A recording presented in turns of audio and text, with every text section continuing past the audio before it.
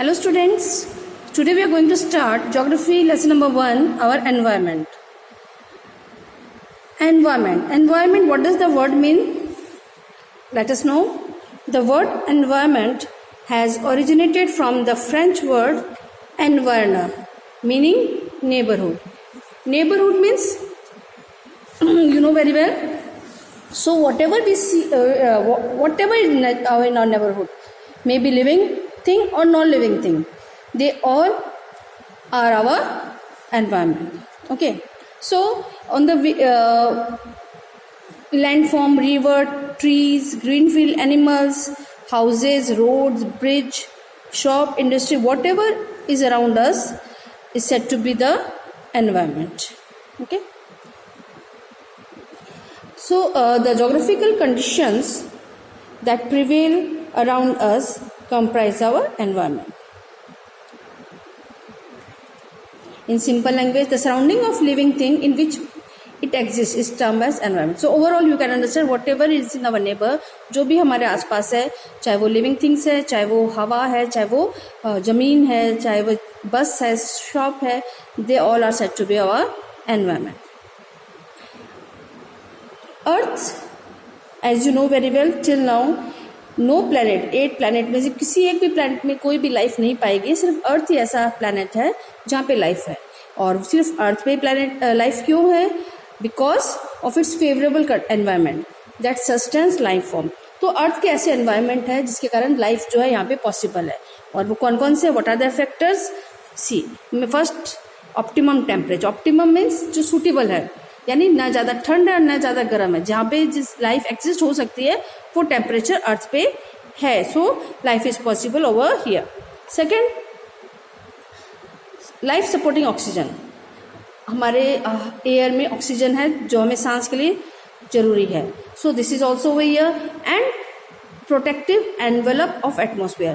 Children you know, हमारे air ऊपर हवा स्काई में एक लेयर है, ओजोन लेयर है, जो कि हमें हार्मफुल अल्ट्रावायलेट रेज सन से जो आती है उससे हमें बचाते हैं. That is also very helpful for us to live on the earth. Presence of water.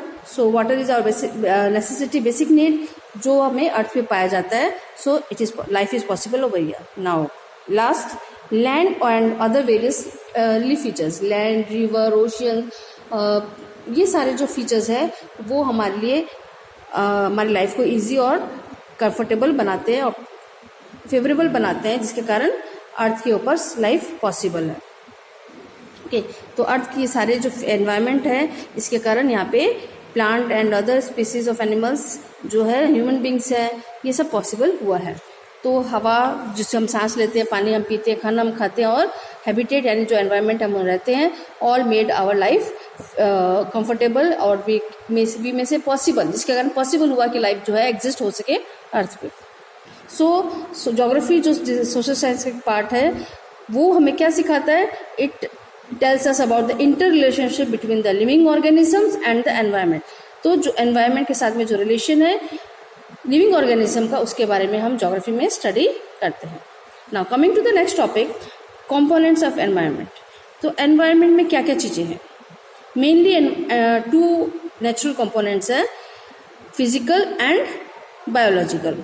Physical जो नॉन लिविंग एनवायरनमेंट, जो नॉन लिविंग थिंग्स हैं उनको एबायोटिक एनवायरनमेंट भी कहते हैं. तो जो नॉन लिविंग एनवायरनमेंट जो भी हमारे आसपास है उसको एबायोटिक एनवायरनमेंट कहते हैं. इसके अंदर क्या क्या आएगा? Land, water and air. Okay, now there are 3 main domains of the earth: lithosphere, hydrosphere and the atmosphere, जिसके कारण सारा फिजिकल एनवायरनमेंट क्रिएट होता है. Now lithosphere, land, hydrosphere, water and the atmosphere, air. So these are the narrow zone, the zone where these land, water and air interact and where the living organism lives is said to be the biosphere. So children, what is biosphere? Biosphere, the area, or we can say the zone where living organisms interact with land, water and air and live there. This area or this particular zone is said to be the biosphere. Living organism such as plants, animals and human beings are said to be the biological environment. So clear, two environment, physical environment, land, water and air, and biological environment are living organisms. तो students physical environment जो है वो क्या है, non living things है, जैसे कि land, water and air, और बायोलॉजिकल एनवायरनमेंट के अंदर लिविंग थिंग्स जिसमें जान है, जैसे कि एनिमल्स है, ह्यूमन बींग्स है. तो ये दो कंपोनेंट्स है एनवायरनमेंट के. और वह एरिया जहाँ पे दोनों चीज फिजिकल और बायोलॉजिकल इंटरेक्ट होते हैं, and that area is said to be the biosphere.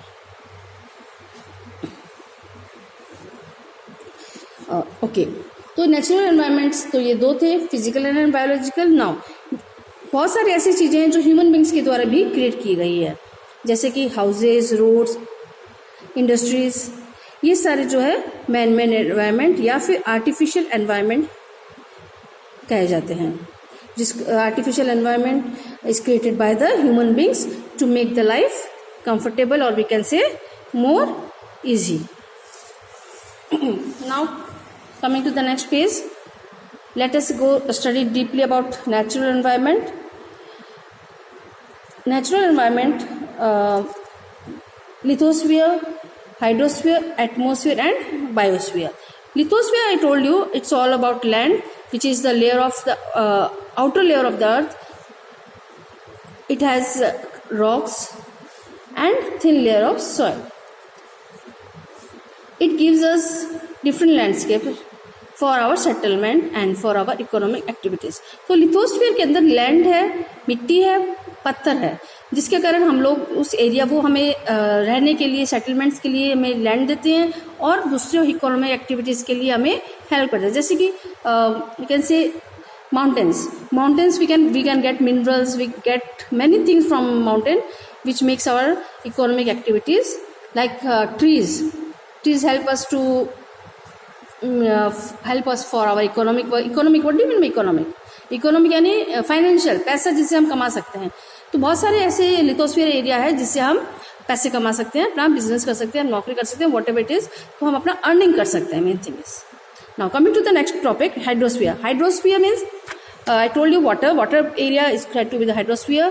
इसमें ocean, sea, fresh water, river, ground water, ये सारी जो एरिया जहाँ पे पानी पाया जाता है said to be the hydrosphere. तो हाइड्रोस्फीयर हमें वाटर देता है, जिसके कारण अर्थ जो एक यूनिक प्लैनेट है और जहाँ पे लाइफ पॉसिबल है. Now next, atmosphere. Atmosphere we get gases in the atmosphere, air in atmosphere.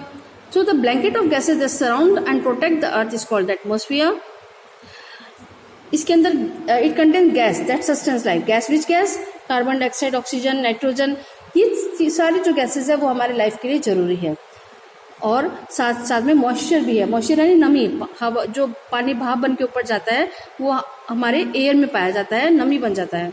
It protect us from the, जिसके कारण हमारी जो गर्म हीट है, जो सन की रेज बहुत ज़्यादा हाई टेम्परेचर होता है, तब हमें वो इस हीट से बचाता है. और and keep the surface warm at night by trapping heat. तो जो एटमॉस्फेयर है वो हमें हेल्प करता है, ये टेम्परेचर को, हीट को ट्रैप करता है, यानी इसको अपने अंदर ले लेता है, और शाम को जो है हमारे एटमॉस्फेयर को, हमारे वातावरण को ये वार्म रखता है, गर्म रखता है. Now next is biosphere. Biosphere, I told you before also, we have studied over here in the first chapter. जो एरिया, जो जोन जहाँ पे ये लिविंग ऑर्गेनिजम्स और ये लैंड, वाटर, एयर सारे इंटरेक्ट करते हैं एक दूसरे के साथ, that area is called biosphere. Okay, all living organism make our living world और biosphere. It is narrow zone of interaction with land, water and air interact with each other to support life. So this, the living organism and the surrounding is said to be the biosphere. That's all. Thank you. Read the lesson, and next class we will continue with the next topic of this lesson. Thank you.